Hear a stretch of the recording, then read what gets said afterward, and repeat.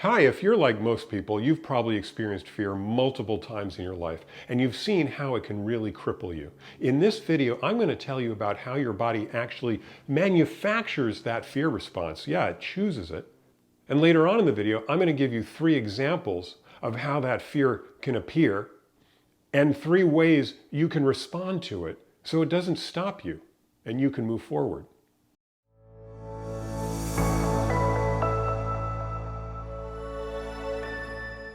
Hi, I'm Mark Rothman, Progress Coach. I can help you achieve the goals you both desire and deserve. And if you haven't yet, go ahead and subscribe to this video, go ahead and like it, and always I'm thrilled to get comments so we can be in dialogue and discussion about what you think and react to this video. Let's get right into it. You may think fear starts in your head, in our reaction to situations around us, but the truth is, it actually starts in our bodies. See, what's happening, neuroscientists tell us, is that our bodies are continually monitoring the input they're getting from the outside world and also from the inside world of your body itself. Meaning, if it's cold, then your body has to determine how to respond so that it can warm you up. And so it's going to send more blood to an area, like if your hand is in cold water, it may encourage you to move. It's going to make the hair on your arms stand up. This is the way that mammals warm themselves. Your body is responding to constant situations emerging around it and both within it. And the reason it's doing it is because it has to determine how to allocate the energy necessary to keep you alive. If you are cold and the body has to decide to make you shiver, which is an involuntary response that our body has when we're cold, it has to allocate energy to do that. Shivering takes a lot of energy. So it's got to plan ahead for where that energy is going to go. What that means in fear, when we're talking about it in the case of fear, is that it's going to have to predict what we're going to have to do to respond in a certain situation energetically. One of the challenges your body faces is that its biological actions don't by themselves have any particular meaning. Your blood pressure can go up. Your heart can start racing. You can breathe more quickly, and your eyes might dilate for any number of reasons. You could be in a very exciting situation. You could be watching a movie. You could be riding in a fast car. You could be on a roller coaster. Or you could be scared. The thing is, your body doesn't predetermine what all of these biological actions mean. It's actually your mind that is predicting what those biological reactions mean.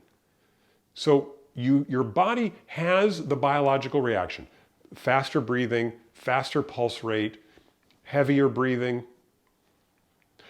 The thing is, your body has no meaning to the individual physiological reactions that you're having. It doesn't know what the faster pulse rate means, what your faster breathing means, or your dilating eyes.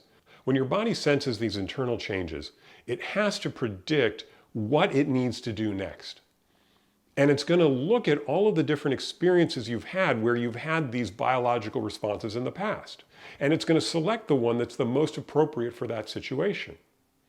So if you're in a movie theater, you've been in movie theaters before, your body is giving you the signals of faster pulse, etc.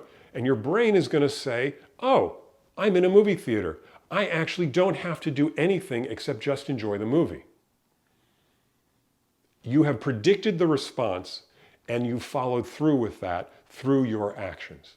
Then when the movie gets sad and you start to feel your body starts to react to that, again, it's going to be the same internal biological responses that it's seen in 100 different situations. But as the main character is dying in a hospital bed, you're going to say, wow, this is a situation that usually leads to the character dying. My eyes are going to start tearing. And so your body has predicted that response, and it has learned from previous experiences that we express sadness through tears, and it's going to turn on the waterworks. These are all a series of predictions that are happening in a millisecond within your body. This is very different than what has generally been understood as a kind of reactive body experience, where our emotions are a reaction to what's happening. Neuroscientists today are actually thinking, no, we are predicting a response and we're choosing the one that we want. Now, this is really important, and it actually makes us really powerful, because if we're just reacting to our emotions, we don't have a lot of choice, do we? Our boss comes in, slams the report down on the desk and says, Mark, this sucks. Did you really spend any time doing it? And our reaction is going to be to just punch the guy in the face, because we actually stayed up all night to finish it. Well, neuroscience is saying it's not like that. It's not like we have a trigger switch. It's saying that our bodies have chosen and our minds have chosen that extreme angry response. And if we're making those choices, then we can actually control it. We can try and slow down the process. And I don't have to punch my boss in the face. I may still want to, but through experience, I've learned that there are better, more constructive responses. That's what we're doing when we're choosing not to punch the boss in the face, no matter how badly we think he needs it. We have predicted a different response and we've followed through on it. Now, when we come to fear, this is critically important, because once again, those situations that cause us fear are really just our minds labeling and predicting what we need to do in response to the physiological signs that we're feeling. So if we're feeling the faster pulse, the quicker breath, maybe the hair on our arms are standing up, it can say we're cold and we need to start shivering. Or your body can say we're scared and we need to figure out how to react to this. Now, the fear that is the most dangerous for us on a day-to-day basis is the fear that stops us in our tracks. The fear that just freezes us and makes it impossible for us to move forward or to achieve what we want to achieve. It makes us cower, it makes us shrink away, it makes us live smaller, and it stops our forward progress and prevents us from achieving our goals.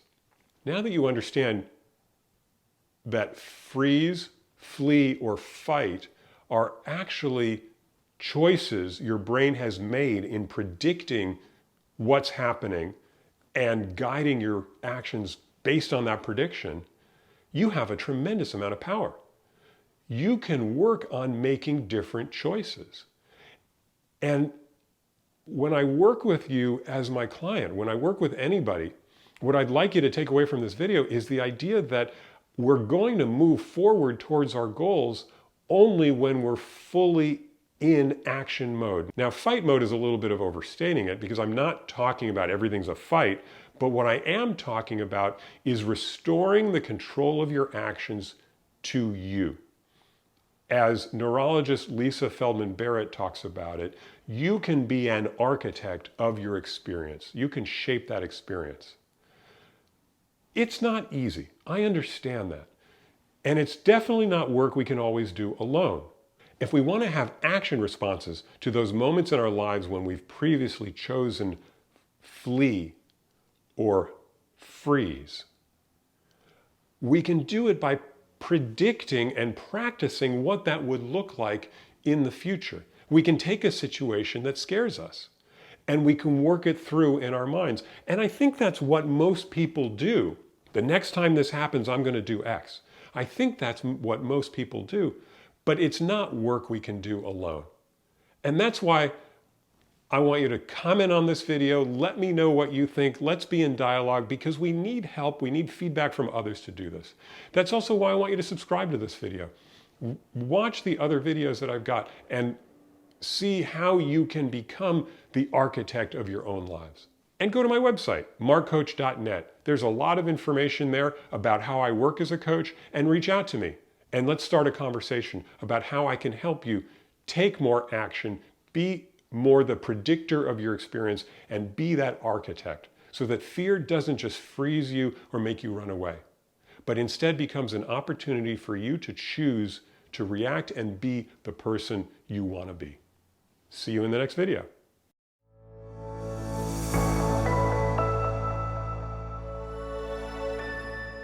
Thanks for watching. If you like this, check out some of my other videos. Follow me on Instagram at Mark Progress Coach, Facebook, Mark Rothman Progress Coach, and leave your comments. And please don't forget to subscribe. See you in the next one.